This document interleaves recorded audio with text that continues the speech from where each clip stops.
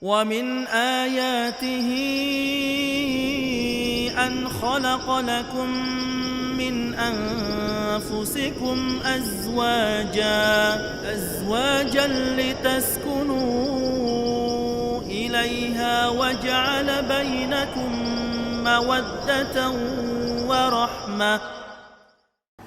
Assalamualaikum warahmatullahi wabarakatuh. Innal hamdalillah nahmaduhu wa nasta'inuhu wa nastaghfiruh. Wa na'udzu billahi min shururi anfusina wa sayyiati a'malina. Man yahdihillahu fahuwal muhtadi wa man yudlil falan tajida lahu waliyyan mursyida. Asyhadu an la ilaha illallah wahdahu la syarika lah. Wa asyhadu anna Muhammadan abduhu wa rasuluhu alladzi la nabiyya ba'dah. Wa qala Allah subhanahu wa ta'ala, ya ayyuhalladzina amanu taqullaha haqqa tuqatih wa la tamutunna illa wa antum muslimun.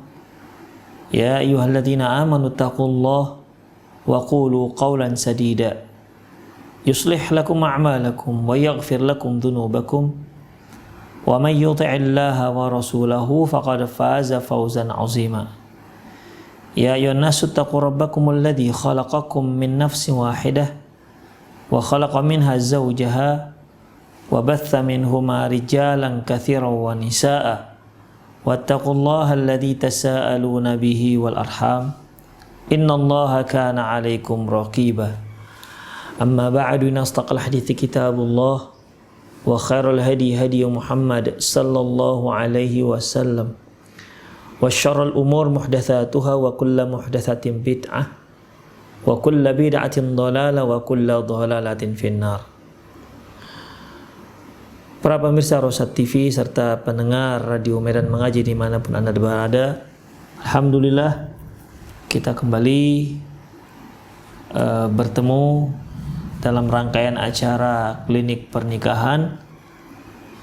Di pertemuan yang lalu kita sudah membahas nasihat yang ke-11. Sore hari ini kita akan bahas yaitu an-nasihatu tsaniyatu asyarah. Nasihat yang ke-12. Penulis mengatakan, kuni lahu amatan yakun laki abdan.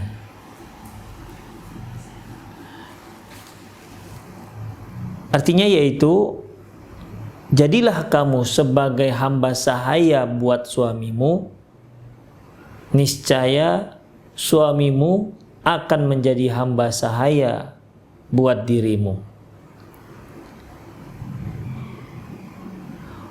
Wallahu ta'ala yaqul, Allah subhanahu wa ta'ala firman, hal jazaa'ul ihsani illal ihsan. Bukankah perbuatan baik itu balasannya juga kebaikan? Di sini ikhwah, penulis mengambil ayat ini sebagai dalil bahwasanya ketika seorang berbuat baik, maka orang juga akan membalas kebaikannya. Umumnya seperti itu. Al-jaza ma'al jinsil amal. Sesungguhnya ganjaran itu sesuai dengan amalan yang telah dilakukan. Sebagaimana yang telah kita pelajari bahwasanya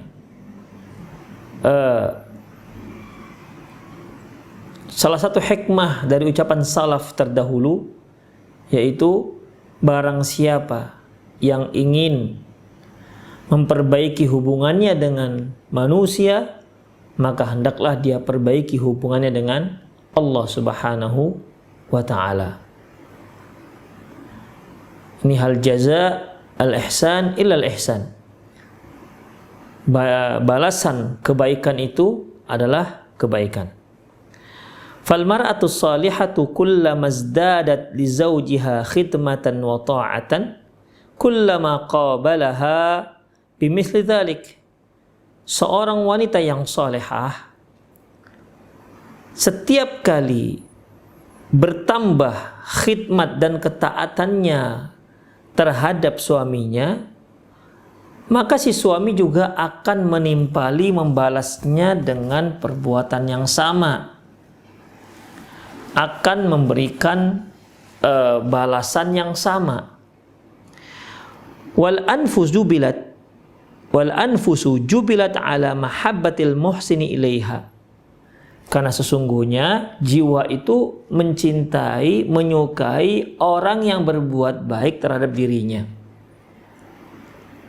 Ikhwah, kalau kita memiliki seorang teman, mungkin kita memiliki beberapa teman atau kenalan, tapi yang satu ini selalu memberi kebaikan kepada kita, selalu memberikan apa yang bisa dia berikan kepada kita.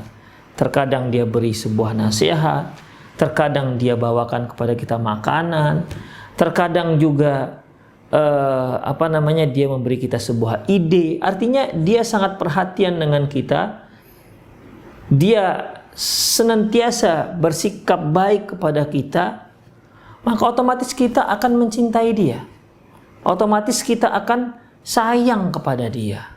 Itulah jiwa kita ini. Makanya Rasulullah SAW pernah bersabda, hal adullukum idza fa'altum tahabbabtum. Maukah engkau aku beritahukan satu amalan yang apabila kalian lakukan maka kalian akan saling mencintai? Beliau katakan, afsyus salam bainakum. Tebarkan salam di antara kalian. Tahadu tahabu, saling memberi hadiahlah kalian, niscaya kalian akan saling mencintai. Jadi ikhwah, diri kita ketika kita ketemu dengan seseorang, kemudian dia setiap kali ketemu dengan kita, dia katakan assalamualaikum dengan wajah yang masya Allah, otomatis sedikit banyak kita suka dengan orang tersebut. Beda halnya kalau kita ketemu dengan seseorang, dia hanya lewat, ya terkadang nggak menoleh ke kita atau nggak peduli dengan kita, otomatis kita minimal kita tidak peduli juga dengan dia, ya karena dia nggak peduli dengan kita. Tapi coba seorang ketemu dengan kita, assalamualaikum, setiap kali ketemu dia katakan assalamualaikum, kemudian memberi kita hadiah, otomatis kita akan sayang dengan dia. Itulah ikhwah jiwa, ya. Jiwa itu memang Allah tetapkan, Allah fitrahkan, Allah ciptakan senang dengan orang yang berbuat baik pada dirinya. Makanya ikhwah, apabila kita ingin orang itu ramah dengan kita, maka kita ramahi mereka terlebih dahulu. Ya terkadang orang itu kepingin ramah dengan kita, apalagi yang masya Allah yang berjenggot. Orang kadang-kadang orang-orang yang awam itu khawatir mendekat ke kita. Khawatirnya itu terkadang dikarenakan takut salah. Jadi kitalah yang proaktif mendekat ke mereka. Kitalah yang proaktif beramah tamah dengan mereka, sehingga mereka bisa beramah tamah dengan kita. Demikian ikhwah. Terutama pada suami, ya. Terutama pada suami. Para istri yang senantiasa bersikap baik pada suaminya, taat kepada suaminya, khidmatnya luar biasa terhadap suaminya. Pokoknya dia jadikan suaminya itu bagaikan raja misalnya, maka otomatis suami akan jadikan dia sebagai ratu. Demikian juga sebaliknya, kalau istri yang nggak peduli dengan suaminya, suami juga akan tak peduli dengan istrinya. Demikian ikhwah. Wal anfusu jubilat ala mahabbatil muhsini ilaiha. Jiwa kita itu memang Allah ciptakan suka dengan orang yang berbuat baik kepada kita. Ya, suka, cinta, sayang dengan orang yang berbuat baik pada kita. Wazzaujatu al-muti' Wazaujatul muti'atul makhtumatu muhsinatun ila zaujiha. Seorang wanita yang taat, yang berkhidmat adalah mereka yang bersikap baik terhadap suaminya. Fakuni li zaujiki amatan yakun laki abdan. Oleh karena itu, kamu jadikan wahai para istri, diri kamu itu sebagai hamba saya bagi suamimu. Kamu jadikan dirimu sebagai hamba sahaya terhadap suamimu. Lantas yakun laki abdan, maka suamimu akan menjadi hamba sahaya untukmu. Maksudnya gimana ikhwatiddin? Kita tahu bahwasanya hamba sahaya itu orang yang manusia yang bisa kita perjualbelikan, dan dia wajib untuk taat kepada majikannya, ya. Beda halnya dengan pembantu. Kalau pembantu itu ikhwah, ya, dia ketaatannya terkait dengan kesepakatan akad kerja dengan dia. Demikian. Selebihnya dia bisa tidak memenuhi permintaan kita.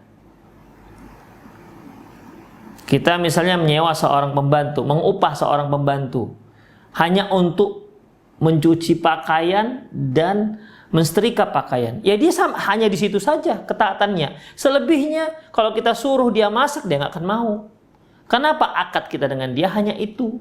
Perjanjian kerja kita dengan dia hanya itu. Dengan sejumlah uang yang kita berikan kepada dia. Tapi kalau hamba saya ini enggak, dia itu yang kita miliki. Ya.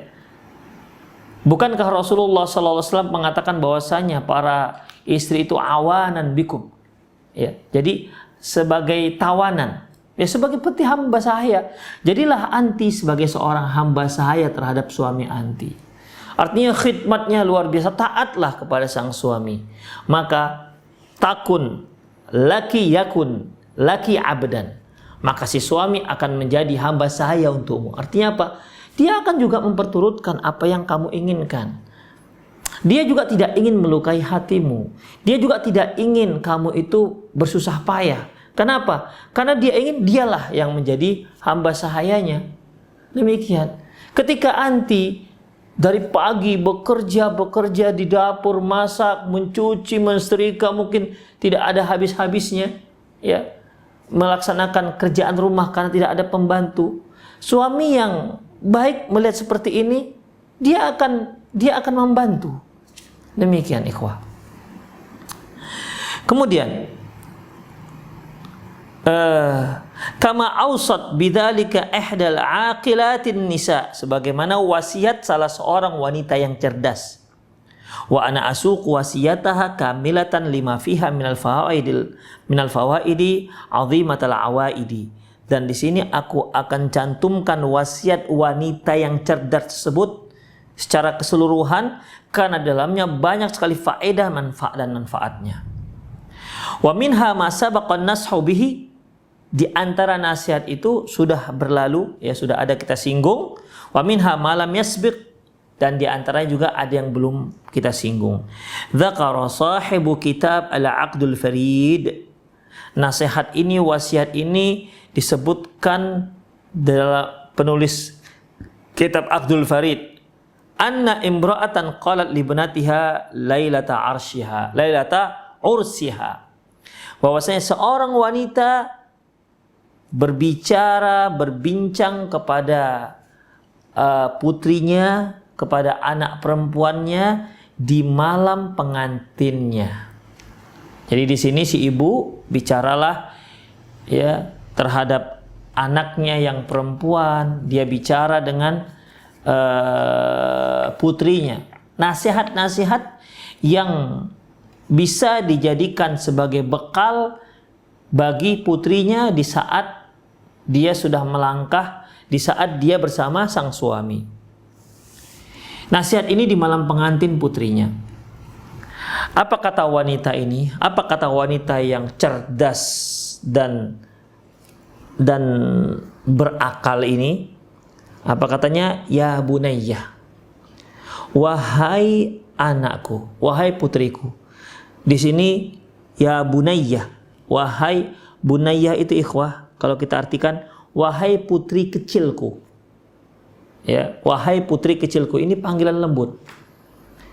Yang seharusnya bagi orang tua ketika memanggil anaknya, ya, panggillah dengan ucapan panggilan yang lembut. Kalau kita lihat juga para nabi memanggil anaknya dengan kalimat ya bunayya. Seperti Nabi Nuh alaihissalam, dia memanggil anaknya ya bunayyar kam ma'ana wala takum ma'al kafirin. Wahai anak kecilku, mari ikut naik ke kapal bersama kami, janganlah kamu termasuk orang-orang yang kafir. Kemudian Luqmanul Hakim juga memanggil anaknya dengan kalimat bunayya, ya bunayya la tusyrik billah, wahai anak kecilku, janganlah kamu mensekutukan Allah. Innasyirka la dzulmun adzim, sesungguhnya kesyirikan itu kezaliman yang sangat besar. Demikian juga Nabi Ibrahim memanggil Nabi Ismail dengan kalimat bunayya, fala ya bunayya inni ara fil manam anni adzbahuka fanzur madza tara, wahai ananda kecilku, wahai anak kecilku, ya, sesungguhnya aku melihat, ayah melihat menyembelihmu, bagaimana pendapatmu. Ini kalimat-kalimat panggilan, kalimat bunayya itu kalimat yang lembut walaupun anaknya sudah besar. Ya. Walaupun anaknya sudah besar. Di sini wanita ini memanggil anaknya dengan ya bunayya, wahai putri kecilku. Bukan berarti dia karena masih kecil, ya. Ini sudah nikah, ya. Wanita yang sudah menikah berarti tidak lagi dikatakan kecil. Lau taraktul wasiyata li ahadi li husni adabin aw li karami hasabin la taraktuha laki. Wahai Ananda, seandainya aku tidak memberi nasihat kepada seseorang dikarenakan memang adab dan perilakunya sudah baik, la taraktuha laki, niscaya aku tidak akan menasihati kamu. Artinya begini ikhwah, ya kalau kita memberi nasihat, tentunya kita akan memberi nasihat kepada orang yang kita lihat perlu dinasihati, atau dia itu memang kondisinya memang butuh nasihat, mungkin dikarenakan adab yang kurang. Ya, nah, si ibu ini mengatakan, seandainya aku tidak memberi nasihat, aku tidak akan memberi nasihat kepada orang yang memang sudah baik akhlaknya, sudah bagus perangainya. Tentunya ini akan aku lakukan terhadap dirimu, wahai anakku. Nah, begitu. Artinya, ya seandainya lah orang yang sudah baik akhlaknya, agamanya itu nggak perlu nasihat lagi, niscaya kamu itu nggak akan aku nasihati, karena ibu lihat kamu itu insya Allah sudah baik. Walakinnaha tadhkiratan lil ghafili wa ma'unatan lil aqili. Tapi bagaimanapun ya memang harus diberi nasihat. Sebagai apa? Sebagai pengingat bagi orang yang lalai dan untuk menolong orang yang berakal. Makanya ikhwafiddin rahimani Allah wa iyyakum, seorang mukmin sesoleh apapun dia masih perlu untuk dinasihati. Setakwa apapun dia masih perlu untuk mendapat nasihat. Oleh karena itu, di antara kaum muslimin itu memang harus saling nasihat menasihati. Ya, harus saling nasihat menasihati. Seorang guru menasihati anaknya, anak menasihati muridnya, muridnya menasihati gurunya. Jika memang diperlukan, tapi bukan berarti seorang apabila dia sudah menjadi seorang ustadz, seorang guru, seorang kiai, seorang syekh kabir, lantas dia tidak butuh nasihat. Tidak, ikhwafiddin, keliru kalau ada yang berprasangka seperti itu. Karena Allah Subhanahu wa taala mengatakan, wal asri innal insana lafi khusrin illa alladziina amanu wa 'amilus shalihat. Demi masa sesungguhnya manusia itu berada dalam kerugian kecuali orang yang beriman, kecuali orang-orang yang beriman, beramal soleh, wa tawassaw bil haqq wa tawassaw bis sabr. Saling nasihat menasihati dalam kebenaran dan saling nasihat menasihati dalam kesabaran. Jadi semua kita itu butuh untuk mendapat nasihat. Demikian, ya. Jadi di sini ikhwah, nasihat ini aku berikan kepadamu wahai Ananda, ya, sebagai pengingat. Sebagaimana firman Allah Subhanahu wa taala, fadzakir fa inna dzikra tanfa'ul mu'minin. Ingatkanlah, sesungguhnya peringatan itu bagus, bermanfaat untuk orang yang beriman. Walakinnaha tadhkiratan lil ghafil. Tapi wasiat ini penting untuk mengingat orang, sebagai peringatan bagi orang-orang yang lalai. Ikhwafiddin, manusia itu mempunyai sifat lalai. Jadi dengan adanya nasihat, semoga lalai itu bisa ditekan, tidak hanyut dalam kelalaian. Wa ma'unatan lil akil, dan sebagai pertolongan, ya, bantuan untuk orang-orang yang berakal. Kemudian, jadi artinya ya dia perlu nasihat, walaupun anaknya dia lihat sudah oke adab dan perangainya, namun begitupun dia tetap perlu nasihat. Ini merupakan uslub yang luar biasa, ya, metode penyampaian luar biasa. Artinya di sana itu ada unsur tawadhu dari seorang ibu. Ya, Ananda, sebenarnya kamu itu sih nggak perlu nasihat, tapi ini sebagai pengingat, jangan sampai lupa. Begitulah kira-kira. Kalau kita berhadapan dengan misalnya seorang ustadz, sepertinya kalau kita ingin memberi saran, boleh kita katakan, Ustadz, maaf Ustadz, sebenarnya sih saya kurang layak memberikan saran ini, tapi semoga bermanfaat untuk Ustadz. Begitu ikhwatiddin. Jadi itu namanya metode penyampaian yang lembut, ya. Ya Bunayyah, wahai Ananda, innaki qad khalafti al-'ushya alladhi minhu daratti. Wahai Ananda, engkau itu akan meninggalkan tempatmu di mana di situ engkau tumbuh menjadi besar. Wal mawdhi'al ladzi minhu kharajti, dan tempat di mana kamu keluar, artinya kamu lahir. Ila waqrin lam ta'rifihi wa qarinin lam ta'lafihi. Kamu akan keluar ke tempat yang masih asing, yang kamu belum ketahui, bersama teman yang kamu belum mengerti, yang kamu belum tentu cocok dengan dia, artinya belum terbiasa dengan dia. Jadi di sini, ya, si ibu menasihati, nak, ya, kamu akan menuju dunia lain.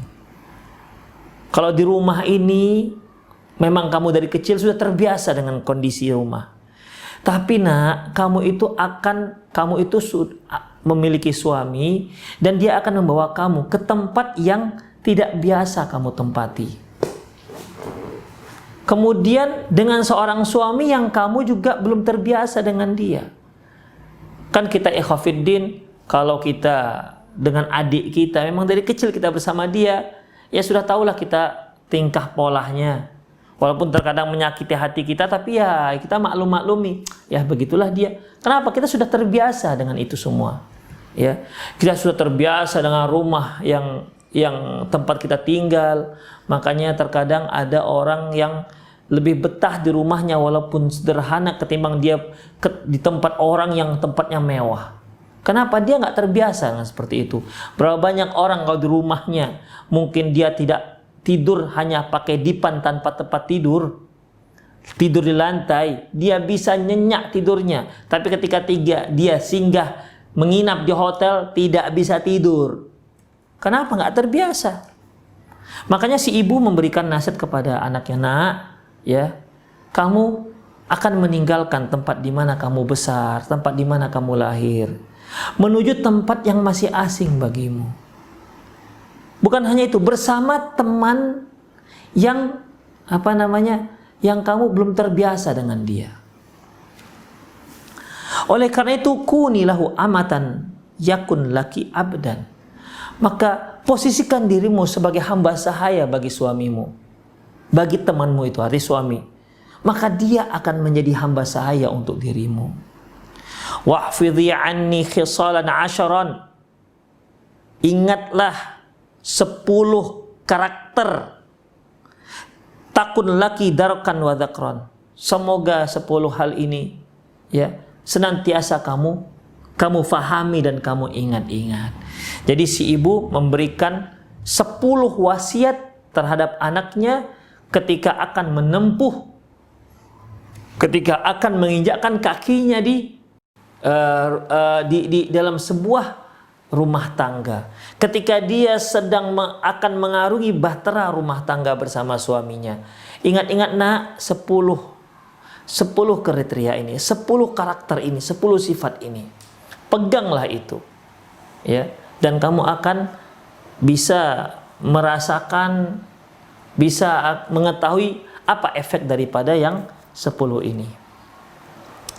Ammal ula wa thaniyah, kata si ibu. Adapun yang pertama dan yang kedua, fa husnus sahabati bil qanaah, yaitu sebaik-baik pertemanan, maksudnya dengan sang suami, bil qanaah, dengan qanaah. Apa itu qanaah, ikhwah?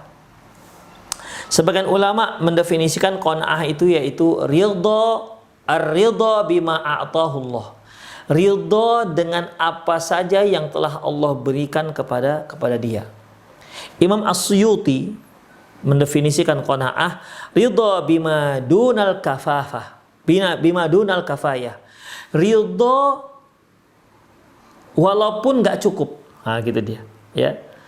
Menerima dengan ridha walaupun tak cukup. Misalnya ini, kita untuk kebutuhan seharian kita butuh 50.000 misalnya satu hari, ya, 50.000 atau 100.000 misalnya, barulah kita merasa bisa mencukupi kebutuhan rumah tangga.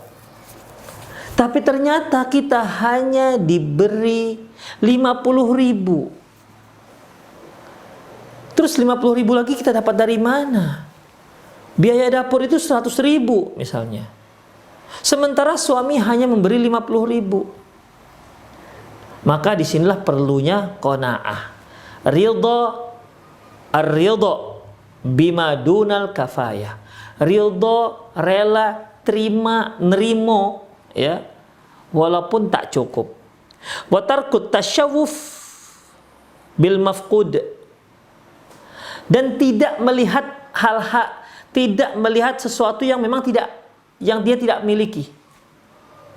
Hanya ini, ya, suaminya hanya bisa membelikan untuknya sepeda motor, sementara tetangga-tetangganya semua beli mobil, ngantar anaknya pakai mobil, dia sendiri yang ngantar anaknya sekolah pakai sepeda motor, misalnya.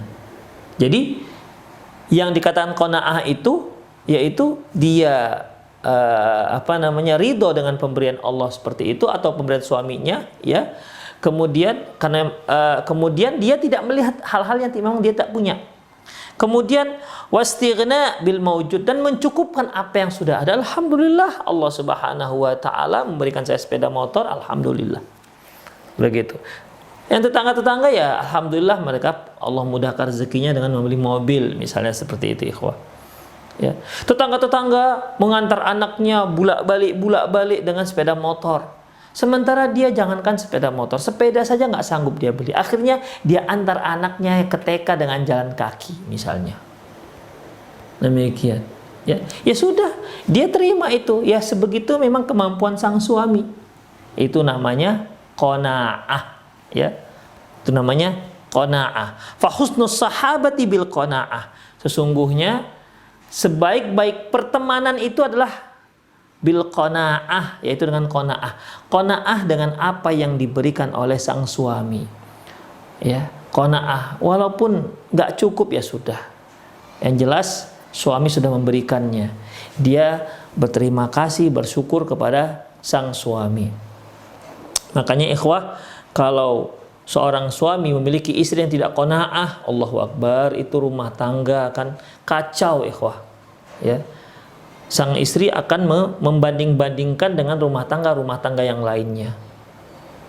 Dia akan banding-bandingkan pendapatan suaminya dengan suami-suami yang lain. Kenapa? Karena dia tidak qanaah. Makanya istri yang baik, ya, yang baik, teman yang terbaik adalah yang qanaah, nerimo dengan apa yang diberi oleh sang suami. Ini kalau kita lihat dari posisi istri. Bukan berarti kalau suami melihat istrinya qanaah maka dia pun malas-malasan, setengah hari di warung, setengah hari lagi baru dia kerja. Oh, nggak bisa seperti itu, ya. Demikian ikhwah. Ini bagi suami, bagi sang suami, dia harus tetap bekerja keras untuk memenuhi kebutuhan anak dan istrinya. Nggak boleh dia ongkang-ongkang kaki. Nggak boleh dia hanya main catur di warung, sementara kebutuhan anak dan istri nggak cukup di rumah. Ini suami zalim yang seperti ini. Ya. Kalau dia sudah berupaya, kemudian dapatnya nggak cukup, ya, Islam la yukallifullahu nafsan illa usaha.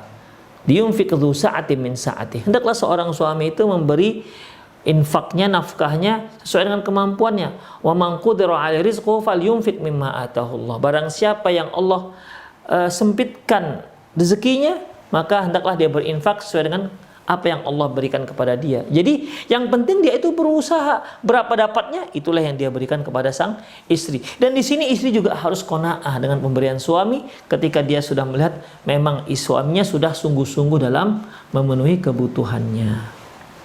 Demikian, ya. Kasihan para suami kalau dia sudah perginya pagi, pulangnya di petang, kadang-kadang malam, ketika pulang bawa uang yang nggak cukup lantas direpetin oleh si sang istri. Ya, dituduh macam-macam, dituduh begini begitu, gak ridho dengan pemberian suami. Ini kan kasihan suaminya, bisa stres suaminya nanti, atau gak ingin pulang nanti suaminya. Kenapa? Mendapati istrinya setiap dia pulang mendapati sumpah serapah, repetan dan lain-lainnya. Yang kedua, ikhwah, ya, itu masalah qanaah. Dan memang dalam Islam juga sangat, kita sebagai seorang hamba Allah, ya, itu memang harus qanaah supaya kita bisa hidup tenang, ya, hidup tenang, tentram. Rasulullah SAW pernah bersabda, qad aflaha man aslam, sukses orang yang masuk Islam. Wa rizqa kafafan, diberi rezeki yang cukup. Wa qanna'ahu Allah bima atah, dan Allah jadikan dia qanaah dengan apa yang Allah Subhanahu wa taala berikan kepadanya. Kemudian beliau juga mengatakan man asbaha minkum fi sirbihi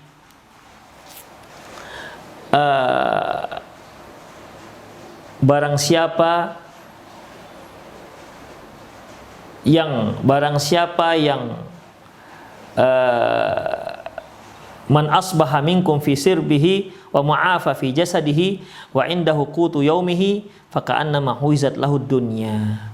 Barang siapa yang dia pada pagi harinya jasadnya sehat, kemudian dia punya kebutuhan pokoknya satu hari itu, maka dia seperti diberikan dunia dan seisinya. Itulah orang-orang qanaah. Yang kedua, wa jamilul mu'asyarati bis-sam'i wat ta'ah. Dan pergaulan yang terbaik yaitu dengan mendengar dan mentaati. Jadi seorang istri hendaklah dia mendengar dan mentaati sang suami, jangan dia durhakai suaminya. Apa yang diperintahkan suaminya dia lakukan, selama perintah tersebut bukan perintah yang melanggar aturan Allah Subhanahu wa taala. Ya, sebagaimana hadis yang telah sering kita singgung, idza shallatil mar'atu khamsaha wa shamat syahraha wa hafizat farjaha wa ata'at ba'laha dakhaltil jannah min ayyi abwabin sya'at. Apabila seorang wanita salat yang 5 waktu, puasa Ramadan, dia jaga kehormatannya dan dia taati suaminya, maka dia masuk surga dari pintu mana saja yang dia inginkan. Dalam lafaz yang lain, qila laha dukhuli fi ayyi abwabin syi'ti, dikatakan kepadanya silakan masuk dari pintu surga mana saja yang engkau inginkan. Demikian. Jadi seorang istri itu, ya, yang kedua harus mendengar dan mentaati. Dia dengar apa yang dikatakan suaminya dan dia taati. Demikian ikhwah. Fa fi husnil musahabati wa rahatul qalb. Dengan keindahan dalam berteman itu bisa menenangkan hati. Artinya yang qanaah tadi. Jadi suami datang dengan ketenangan hati. Dia sudah bersusah payah mencari nafkah. Dia datang membawa yang dia tahu ini nggak cukup, tapi dia pulang dengan tenang karena dia tahu istrinya tetap akan menerimanya. Ya, menerima dengan senang hati. Karena dia tahu istrinya yang seorang yang qanaah. Itu dia, tenang hati dibuatnya. Wa fil jamil mu'asyati ridha rabb. Dan dengan pergaulan yang baik itu akan mendapatkan ridho Allah Subhanahu wa taala. Itu yang pertama dan kedua. Yang ketiga dan keempat, watsalitsu warabi'ah. Yang ketiga dan keempat, at-tafaqqudu li mawdi'ainihi wat ta'ahudu li mawdi'i anfihi. hendaklah dia jaga pandangan suaminya dan dia jaga penciuman suaminya. Fala taqa ainuhu minki ala qabih, jangan sampai dia melihat darimu sesuatu yang dia tak suka. Ya. Jangan sampai dia melihat darimu sesuatu yang dia tak suka. Apa misalnya yang tak suka, yang tidak disukai oleh suami? Misalnya melihat istrinya rambut acak-acakan misalnya. Ya. Apalagi banyak hal lah, misalnya dia melihat istrinya kok marah-marah saja, demikian, tidak suka dia melihat hal seperti itu. Demikian ikhwah, ya, yaitu jangan sampai matanya melihat dirimu sesuatu yang tidak dia sukai. Atau misalnya mata si istri masih ada kotorannya misalnya, ya, atau lehernya masih banyak dakinya begitu, nempel dakinya itu, misalnya begitu. Tak suka suami melihatnya. Demikian ikhwah. Yang seperti ini jangan sampai terlihat oleh sang suami. Wala yashummu anfuhu minki khabitha rih. Jangan sampai suamimu mencium darimu aroma yang tak sedap. Bau ketek misalnya, atau bau iler misalnya, atau duduk dengan suami tiba-tiba dia buang angin dengan aroma yang membuat suaminya melompat misalnya. Jangan sampai ikhwah. Ya. Berapa banyak para istri kentut-kentut aja di sembarangan depan suaminya. Ini nggak sopan ikhwah. Ya. Jadi yang ketiga dan keempat, jaga pandangan suamimu. Jangan sampai dia melihat sesuatu yang tak suka darimu, yang tidak dia suka darimu, dan jaga penciuman suamimu. Jangan sampai dia mencium sesuatu yang tak sedap darimu. Jadi ya para istri itu haruslah dia upayakan agar dia wangi begitu. Wa'lami annal quhla ahsanal hasani al maudud. Ketahuilah bahwasanya itu celak adalah sesuatu yang paling disukai. Makanya kalau kita lihat wanita yang pakai celak itu kan hidup matanya, terang terlihat matanya. Demikian indah kita lihat matanya, berbinar-binar begitu. Jadi pakailah celak. Makanya para akhwat pakailah celak. Tidak apa-apa walaupun pergi keluar rumah. Maksudnya celak untuk mata, bukan alis ya. Celak untuk mata. Tidak apa-apa, hukumnya boleh. Ya. Kemudian wa annal ma'at yabul mawjud. Kemudian air merupakan wewangian yang ada, nggak susah mendapatkannya. Artinya begini, ikhwatiddin, mungkin adalah sebagian keluarga nggak mampu membeli misalnya wewangian, ya, nggak mampu membeli parfum. Maka bagaimana? Air kan ada. Artinya hendaklah seorang istri kalau dia tahu dia dalam kondisi yang misalnya dia tahu asam lah, dia memang bau badannya nggak bagus, maka sering-sering mandi, ya. Sering-sering mandi. Demikian ikhwah. Ya kalau air itu kan tidak pakai modal, ya. Air tak pakai modal. Makanya air merupakan penghilang aroma yang tidak enak dari tubuh seorang manusia, termasuk wanita. Itu yang ketiga dan keempat. Wal khamisatu wassadisatu, yang kelima dan keenam, yaitu wal hifdzu limalih, yaitu menjaga hartanya. Menjaga harta sang suami. Yang keenam wa ri'ayatu li hashmihi wa iyalihi, dan memperhatikan, memberikan perhatian kepada sanak keluarganya. Inilah yang kelima dan keenam. Wa alami annal ihtifadha bil mali husnul taqdir. Ketahuilah bahwasanya sebaik-baik cara menjaga harta suami husnul taqdir, pandai dalam menghitung-hitungnya, ya, pandai dalam menghitung-hitungnya. Artinya manajemen pengelolaan harta suami, ya, dia pandai mengaturnya, ya, pandai mengaturnya, atau pandai mengelola harta suami. Misalnya nih, banyak keluarga itu yang uang dapur itu diberikan sebulan sesuai dengan gaji si suami. Tapi seorang istri kalau tidak pandai mengatur ini, nggak akan sampai sebulan. Bisa-bisa pertengahan bulan sudah habis uang dapur. Kenapa? Tidak pandai, ya, tidak pandai mengelolanya. Tidak pandai mengelola uang yang diberikan oleh sang suami. Makanya pandai-pandailah wahai istri mengelola uang suami yang diberikan. Karena itu merupakan amanah.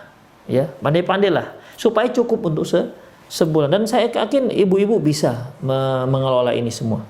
Kemudian wal ir'a'u 'alal hasyami husnul tadbir, dan sebaik-baik perhatian yaitu perhatian terhadap keluarga, yaitu pandai dalam memperhatikan mengatur rumah tangga. Demikian. Terkadang ya seorang ibu itu punya anak 10 misalnya, pandai-pandailah dia mengatur anak-anaknya ini. Demikian ikhwatiddin. Jadi yang kelima yaitu menjaga harta suami dan memperhatikan sanak keluarga sang suami, anak-anak maksudnya. Kemudian wa ta'ahudu lil waqti ta'am. Hendaklah dia perhatikan waktu makan sang suami, wal hida inda manamih, dan tenang ketika dia tidur.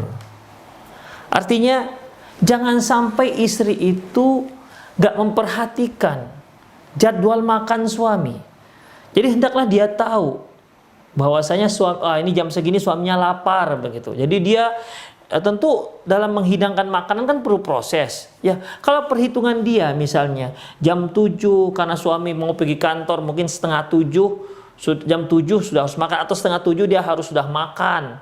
Ya, karena berikutnya persiapan untuk pergi ke kantor, maka si istri harus sudah menyediakan, mempersiapkan itu semua sebelum itu. Jadi jangan sampai suami mau pergi ke kantor ternyata belum sarapan. Begitu, ikhwah. Banyak cara untuk menghidangkan sarapan untuk sang suami. Bisa dibuat sendiri kalau memang ternyata mungkin tak sempat dikarenakan banyak hal atau dikarenakan kurang sehat, dia bisa beli nasi gurih lah, beli lontong lah yang untuk sarapan sang suami. Demikian ikhwah. Jadi wa ta'ahud li waqti ta'am. Hendaklah dia benar-benar memperhatikan waktu makan sang suami. Wal hida inda manami, dan dia tenang ketika tidur. Jadi istri jangan lasa. Ya. Apa ya lasa itu ya? Ada orang jenisnya kalau dia tidur tuh dia seperti selebar lapangan bola, dia muter sana muter, kadang-kadang ketika tidur di sini bantalnya, ketika dia bangun kaki sudah dibantal begitu. Jadi dikarenakan kalau dalam bahasa Indonesia ya, kalau kami orang Medan katakan lasa lah. Lasa itu nggak tenang tidurnya, muter sana muter begitu ya, muter ketika tidur. Suami nggak suka yang seperti ini, terganggu dia tidur, ya, terganggu dia tidur. Atau si istri tidur ngorok, krak kruk seperti kodok itu, ya. Ini akan mengganggu suami. Demikian. Ya, jadi di sini dinasihatkan yaitu perhatikan jadwal makannya dan tenang ketika tidurnya. Kondisikan agar tenang suami ketika dia tidur. Kenapa? Fahararatul jau'i malhabah. Sungguh panas karena lapar itu malhabah. Itu artinya dia bisa menyala-nyala. Wa tanghisun naumi mughdibah. Orang yang terganggu ketika dia tidur, itu akan memunculkan angkara murka ataupun akan menimbulkan amarah.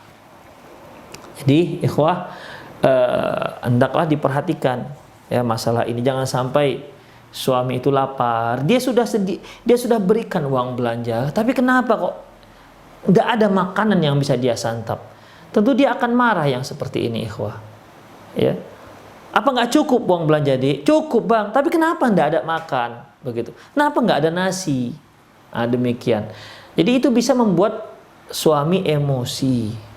Demikian. Nggak sempat, Bang. Terus ngapain kemarin itu ngobrol-ngobrol depan rumah sementara nasi aja belum dimasak? Nah, itu kan akan menimbulkan pertengkaran.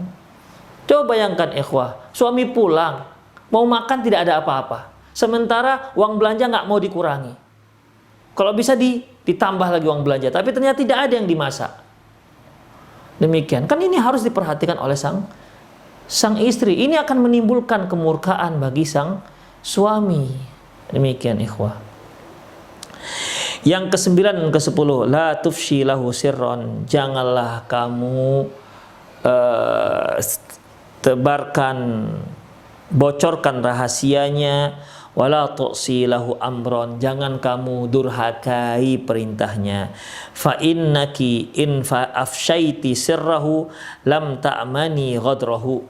Karena kalau engkau bocorkan rahasianya, maka kamu tidak aman dari khianat sang suami. Wa in asaiti amrahu au ghirti sadrahu au gharti saudrahu. Kalau kamu, wahai para istri, mendurhakai perintahnya, maka hal itu akan membuat sesak dada si suami. Thumma iyyaki wal farah baina yadayhi idza kana muhtiman. Kemudian jangan sekali-sekali kamu itu terlihat senang di saat suami dalam keadaan sedih. Wal ka'abatu baina yadayhi in kana farhan. Dan jangan kamu terlihat sedih di saat suami dalam kondisi bahagia, di saat suami sedang dalam keadaan senang, sukacita. Demikian, itulah 10 wasiat, ya, itulah 10 wasiat. Tak ulangi wasiatnya. Yang pertama yaitu qanaah, yang kedua mendengar dan taat, kemudian memperhatikan mata suami, artinya jangan sampai dia melihat dari si istri sesuatu yang tak dia sukai. Demikian juga menjaga penciuman suami, jangan sampai dia mencium aroma tak sedap dari istrinya. Demikian juga menjaga hartanya, kemudian memperhatikan keluarganya, memperhatikan jadwal makannya, kemudian dibuat tenang di saat dia tidur. Termasuk juga ikhwatiddin, ketika suami mau tidur, hendaklah ya dia beresin tempat tidurnya. Jangan sampai suami mau tidur dia lihat masih ada pasir-pasir di tempat tidur. Akhirnya suamilah yang bersihkan spray, suamilah yang mengipas-ngipas tempat tidurnya. Ini kan sebenarnya kurang tepat ikhwah. Walaupun memang tidak ada masalah kalau suami yang membersihkan tempat tidur, nggak ada masalah ya. Kalau suaminya mau melakukannya. Tapi sebenarnya ini kan tugas si istri. Hendaklah seharusnya suami itu tidur sudah tinggal tidur set. Ya begitu. Jangan ketika tidur, aduh kok ada pasir-pasir di sini. Kok basah. Rupanya ompol anaknya belum dilap misalnya. Akhirnya kan suami nggak bisa tidur. Demikian. Dia sudah capek pada siang hari, ternyata malam nggak bisa tidur gara-gara tempat tidurnya belum diberesin oleh si istri. Jangan sampai seperti itu. Kemudian jangan bocorkan rahasianya, serta jangan durhakai perintahnya. Fahadi 10 wasaya jami'ah. Inilah 10 wasiat, ya, wasiat jami'ah, wasiat yang komplek, ya, yang komplit. Wahiyya bimathabatil aqdi ala jaidir risalati hadhihi lima fiha minan nasaih al mufidah. Ya, di mana 10 nasihat ini merupakan itu bagaikan kalung memperindah tulisanku ini, karena di dalamnya banyak nasihat-nasihat yang bermanfaat. Fahiya laha walaki falzimiha ra'akallah. Inilah untukmu, ya, dan perhatikanlah dan laksanakanlah nasihat-nasihat ini. Demikian ikhwah rahimani Allah wa iyyakum untuk nasihat yang ke-12, yaitu yang intinya bahwasanya jadikanlah dirimu sebagai hamba sahaya bagi suamimu, maka suamimu akan menjadi hamba sahaya buat dirimu. Demikian aku qouli hadza wastaghfirullah li wa lakum wa lisal muslimin innahu wal ghafurur rahim. Bagi ikhwah pendengar dan pemirsa yang ingin bertanya, silahkan kirim pertanyaannya di 0895 6113 27778.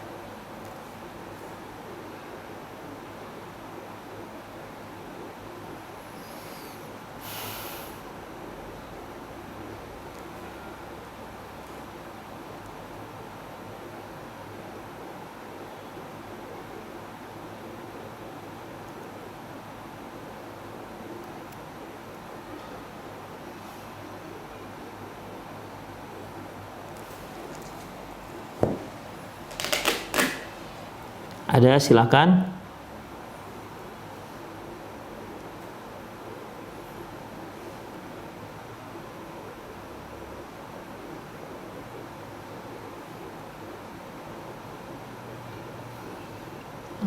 Ya, ini ada pertanyaan yang lalu ya.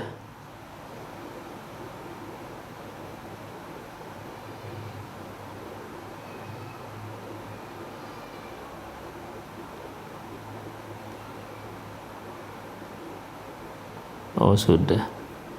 Taib. Assalamualaikum Ustadz. Afan, Ustadz mau bertanya, apabila kita sholat di masjid dan sendal kita tertukar dengan orang yang tidak kita kenal, yang kondisi sendalnya lebih bagus daripada punya kita, maka apa yang kita lakukan? Apakah kita pakai sendal tersebut atau kita meninggalkan sendal yang tertukar? Jazakallahu khairan atas jawabannya Ustadz.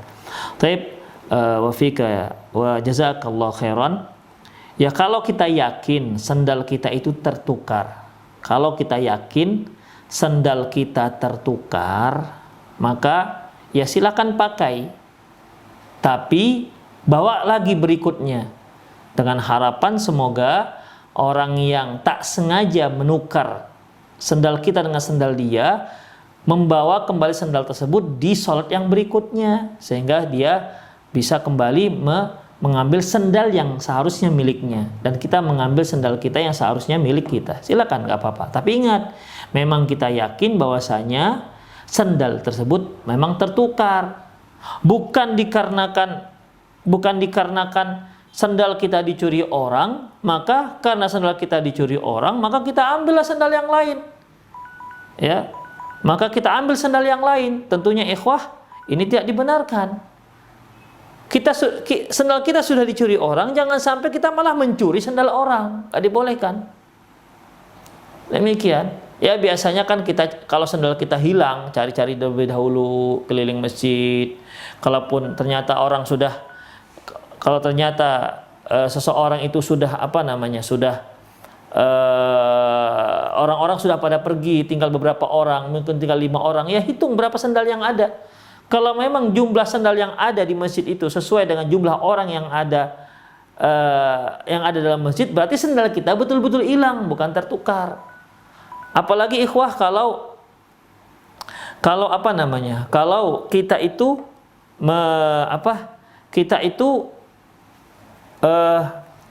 ketika kehilangan sendal, ya, ketika kehilangan sendal memang tidak ada juga yang sama dengan sendal-sendal kita. Demikian. Makanya tadi saya katakan, jika memang dia yakin memang sendalnya tertukar, ya, memang sendalnya tertukar, maka dalam masalah ini boleh dia ambil dan nanti sholat berikutnya dia bawa, pakai lagi sendal itu. Harapannya semoga nanti yang telah mengambil sendal tadi, yang tak sengaja menukar tadi, dia juga datang membawa sendal yang seharusnya bukan sendal dia. Tapi kalau dia nggak yakin, tidak boleh dia bawa sendal tersebut. Ya, kalau tidak yakin, dia tidak boleh mengambil sendal tersebut. Allahu a'lam bishawab.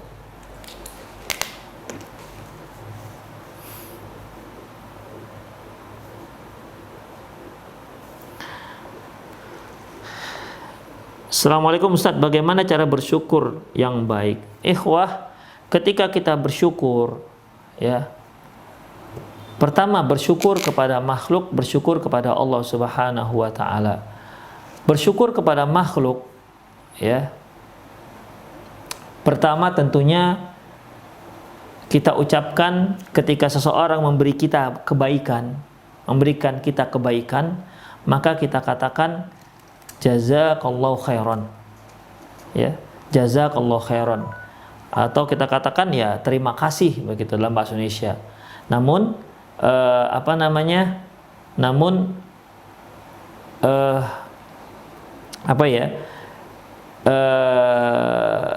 namun dalam sunnahnya itu ketika ada seseorang yang memberikan kebaikan kepada kita, maka kita katakan jazakallahu khairan. Itu yang pertama. Yang kedua, ikhwah, ya, yang kedua, kita timpali kebaikan dia yang telah diberikan kepada kita. Kita balas kebaikan yang telah dia berikan kepada kita. Itu dia. Itu cara cara bersyukur. Adapun bersyukur kepada Allah Subhanahu wa taala, kita puji Allah Subhanahu wa taala dengan mengucapkan alhamdulillah, segala puji bagi Allah Subhanahu wa taala. Kemudian melaksanakan perintahnya dan menjauhkan larangannya. Itulah cara bersyukur yang diajarkan syariat kepada kita. Jadi bukan hanya sekedar alhamdulillah, ya. Misalnya nih Allah Subhanahu wa taala memberi kita rezeki. Kemudian kita katakan alhamdulillah Allah beri anugerahkan kita rezeki. Lantas rezeki ini kita gunakan untuk maksiat kepada Allah, untuk durhaka kepada Allah. Itu berarti dia tidak bersyukur kepada Allah Subhanahu wa taala. Demikian ikhwah. Kemudian Rasulullah SAW mengatakan la yashkurullah man la yashkurun nas. Tidak bersyukur kepada Allah bagi orang yang enggak bersyukur kepada manusia. Misalnya nih kita punya guru. Guru kita itu yang telah mengajarkan kita dinul Islam, menunjukkan kita manhaj yang benar. Lantas salah satu cara kita bersyukur kepada dia, dan cara bagaimana? Ya, kita berkhidmat dengan dia. Demikian, bukan malah menfitnah dia, bukan malah memburuk-burukkan guru kita, ikhwah. Ini murid yang durhaka namanya. Demikian ikhwah. Itu cara yang dikatakannya, cara bersyukur. Assalamualaikum Ustaz, apa hukumnya mobil pengantin yang di depannya ditaruh pita-pita bunga? Apakah tasyabbuh dengan kaum kufar? Ikhwah, menyerupai orang kafir, ya, menyerupai orang kafir itu ada dua hukum. Ada hukumnya boleh, ada hukumnya haram. Ya. Baik. Misalnya ini, misalnya kita memakai jas atau memakai kemeja, pakai kemeja ya, baju kemeja. Itu kan sebenarnya tidak ada dalam apa namanya di Timur Tengah tidak ada. Di Indonesia juga tidak ada pakaian kemeja. Yang ada yang memakai kemeja adalah orang-orang barat, orang-orang Eropa, dan itu notabene orang-orang kafir. Lantas ketika kita pakai kemeja, maka dikatakan kita tasyabbuh dengan orang kafir yang hukumnya haram? Tidak, ikhwafiddin. Ya. Yang diharamkan tasyabbuh dengan orang kafir yaitu apabila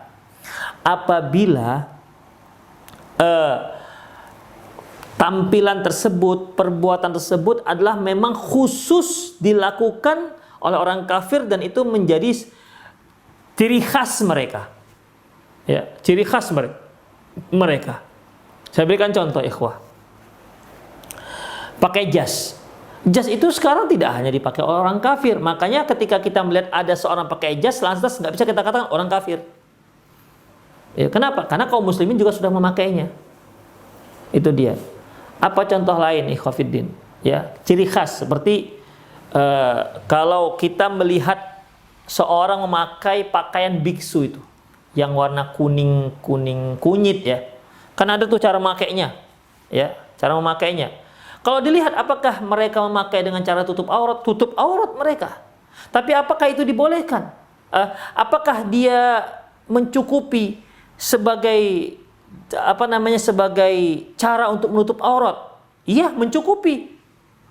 Tidak sempit, tidak membentuk, menutup aurat, ya. Tapi dia tidak boleh dikarenakan itu ciri khas orang Hindu atau orang Buddha. Biksu-biksu yang kita lihat cara berpakaian, makanya walaupun cara berpakaian biksu itu cara berpakaian yang menutup aurat, namun kita muslim nggak boleh memakai dengan cara berpakaian seperti itu. Mengapa? Karena bisa kita pastikan itu cara berpakaian spesial, ciri khas mereka. Makanya kita nggak boleh tasyabbuh dengan itu. Ya. Coba siapa saja yang pakai cara berpakaian orang biksu, orang akan katakan nggak akan ada yang menyangka dia seorang muslim.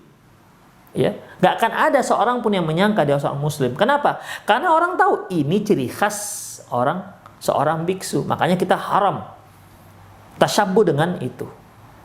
Ya. Jadi yang dikatakan tidak boleh tasyabbuh dengan orang kafir yaitu jika hal itu menjadi ciri khas mereka. Jika sudah menjadi ciri khas mereka. Baik, sekarang pakai mobil di depannya ada bunga, ada pita segala macam. Apakah itu memang ciri khas orang kafir untuk sekarang ini? Jawabannya tidak. Ya. Ya, maka kita tidak bisa mengatakan itu sebagai tasyabbuh dengan orang kafir yang hukumnya haram. Kecuali ya depannya itu pakai patung-patung, ya baru tidak dibolehkan. Allahu a'lam bissawab.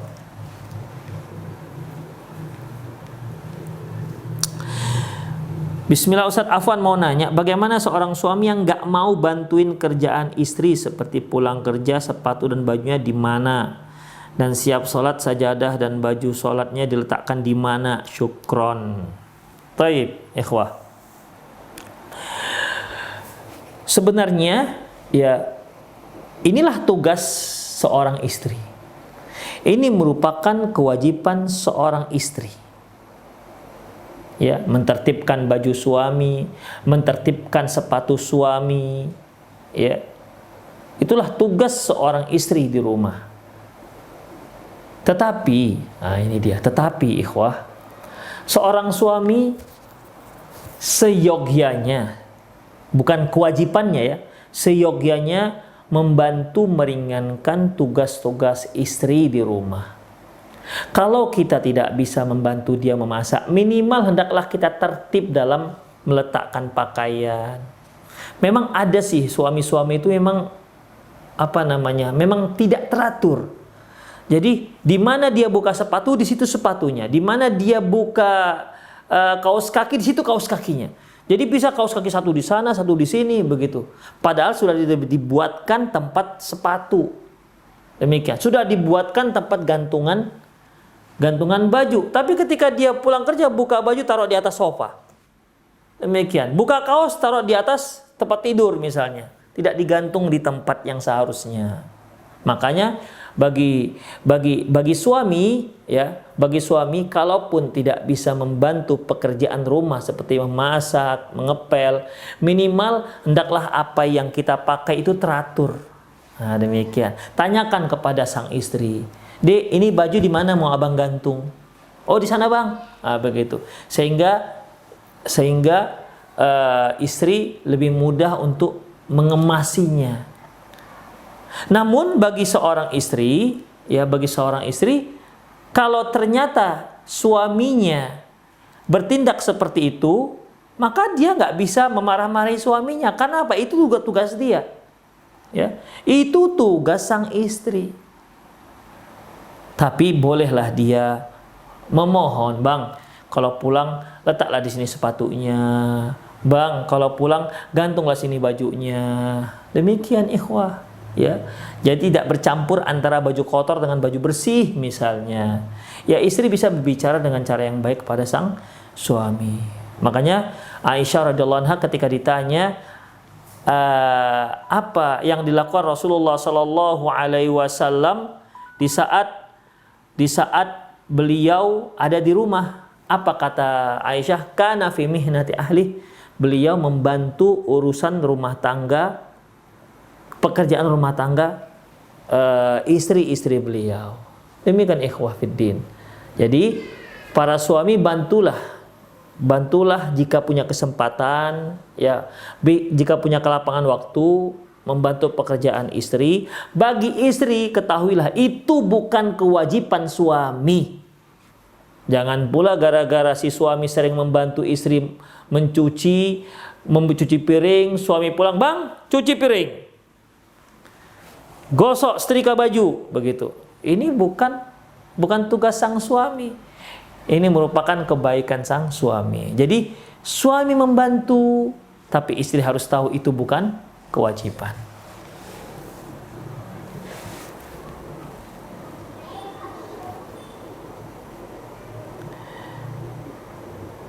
Ustadz, bagaimana kiat-kiat sabar menghadapi mertua? Jazakumullah khairan wa barakallahu fiik. Wa jazakallahu khairan wa jazakillahu khairan wa fiik barakallah. Kiat dalam bersabar terhadap mertua. kita harus melihat ikhwah, bagaimana karakter si mertua. Ya. Bagaimana karakter si mertua. Dan kita sesuaikan tindakan kita dengan karakter si mertua. Atau kita bertanya, apa yang disukai mertua dan apa yang tidak disukai oleh si mertua. Selama apa yang dia sukai dan apa yang tidak dia sukai itu tidak berlawanan dengan syariat, maka laksanakan saja. Ya, laksanakan saja. Demikian. Karena masalah bersabar ini ikhwah, tidak hanya menghadapi mertua, menghadapi suami kita butuh sabar, menghadapi ayah kita butuh sabar, menghadapi ibu kita butuh sabar, menghadapi anak kita butuh sabar, menghadapi diri kita pun kita butuh sabar.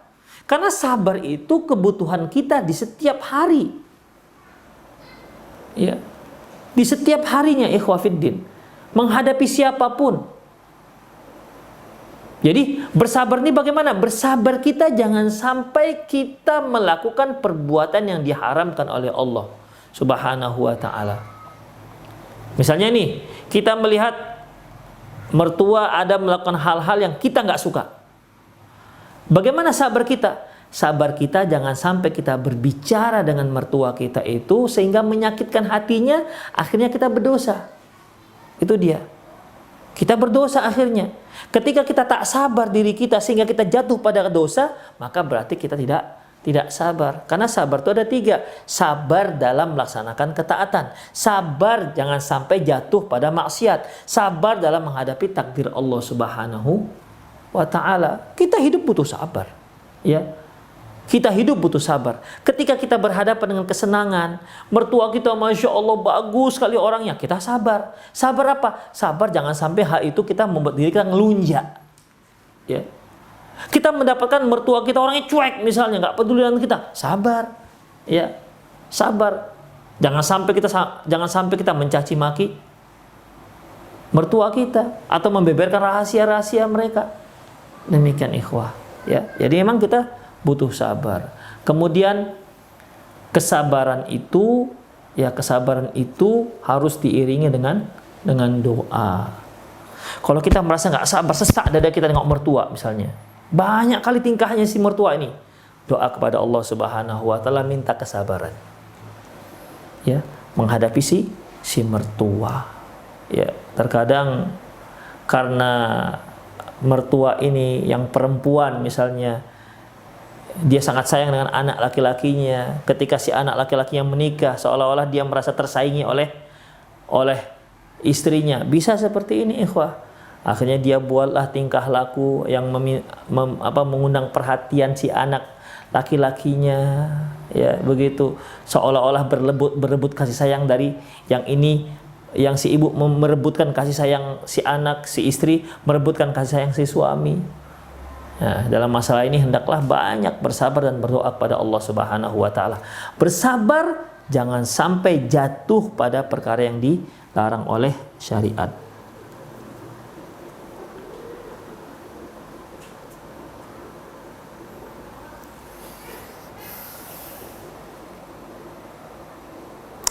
Ustadz, jika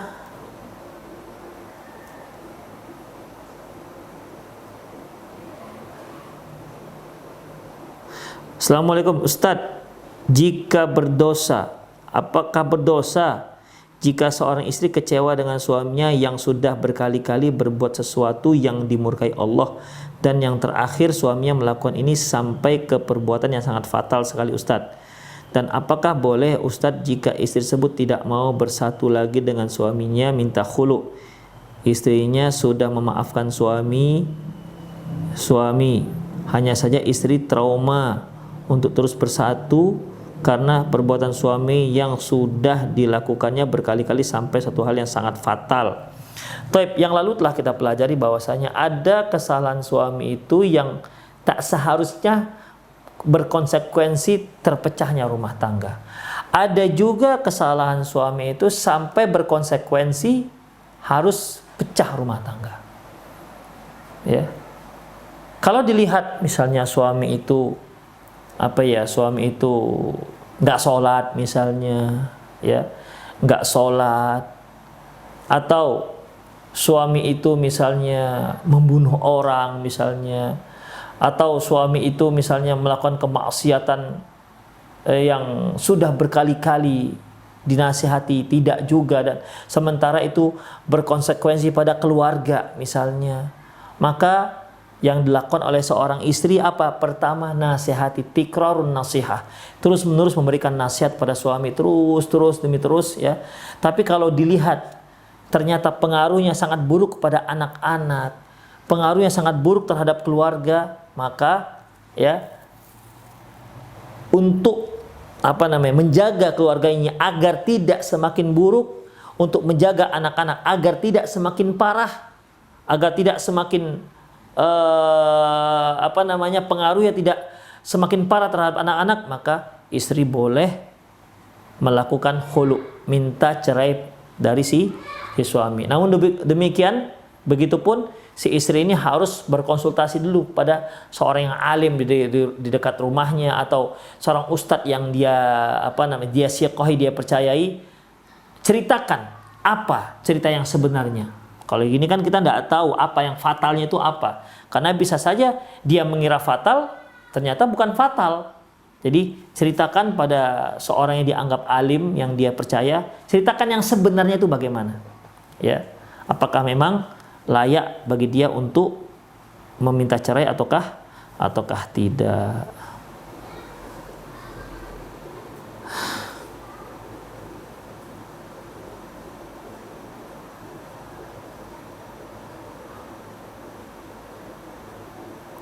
Haruskah minta maaf pada suami?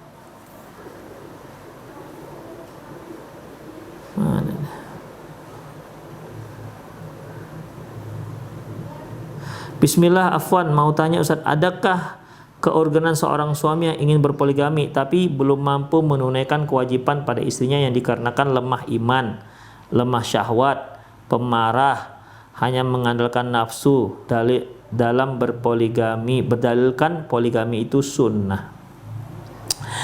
Taib ikhwah, kalau diantaranya ini ya seperti lemah syahwat misalnya, seorang yang menikah, ya seorang yang menikah lagi, kalau dia lemah syahwat tentunya nggak layak dia menikah lagi. Karena tujuan pernikahan itu pertama untuk mendapatkan keturunan, yang kedua itu untuk menyalurkan kebutuhan biologis. Demikian, ya. Jadi ya dia belum orang yang seperti ini belum belum layak untuk berpoligami. Ya, belum layak untuk berpoligami. Jadi hendaklah dia pelajari dulu bagaimana poligami tersebut. Adapun dia pemarah, lemah iman, mengandalkan hawa nafsu, ya memang orang menikah kalau nggak pakai hawa nafsu, jadi pakai hawa apa? Kalau nggak pakai hawa nafsu. Kemudian marah itu bukan penghalang seorang itu untuk berpoligami. Demikian. Bisa saja setelah dia berpoligami ternyata dia bisa menjadi seorang yang nggak pemarah. Jadi sebenarnya syarat berpoligami itu yaitu hendaklah dia mampu bersikap adil yang syar'i. Itu dia, ya. Mampu bersikap adil yang syar'i. Mengenai lemah syahwat, kalau seandainya si perempuan, bang saya nggak butuh masalah hubungan intim, saya nggak butuh lagi. Yang penting saya ada yang melindungi misalnya. Jadi pernikahan tersebut, ya, yang menjadi hak istri, ternyata si istri bisa tanazul, nggak apa-apa, saya nggak lakukan hubungan juga nggak apa-apa, yang penting saya ada yang melindungi, udah jadi. Makanya syaratnya itu adalah dia harus bersikap adil. Demikian ikhwah, aku qouli hadza wa astaghfirullah li wa lakum wa lisal muslimin innahu ghafurur rahim. Subhanakallahumma wa bihamdik asyhadu an la ilaha illa anta astaghfiruka wa atubu ilaik. Wa akhiru da'wana alhamdulillahi rabbil alamin. Assalamualaikum warahmatullahi wabarakatuh.